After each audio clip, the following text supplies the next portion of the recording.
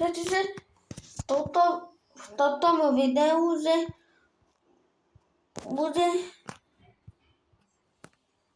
bude ako nahrávať bez ťahovania ničoho na Samsung.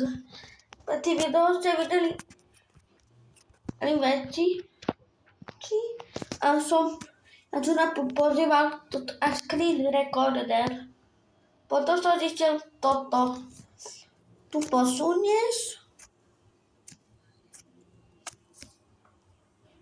Na to je takto. Ja som to posunul takto. Za toto nahrávanie obrazovky ti najprv neukáže.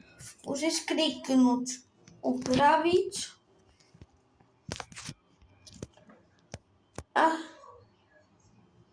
a to vybrať. A to natáčanie uvidíš tuto dole. A môžeš tu pridať hociaké veci.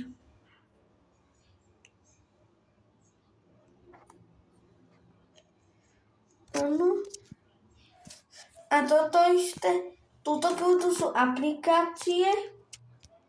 Chceš kliknúť toto. A na to nejaké aplikácie, ktoré máš.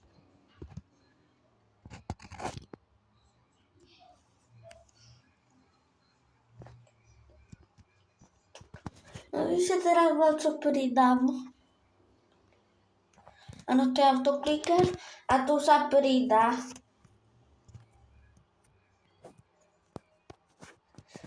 A to je celé video. Čaute!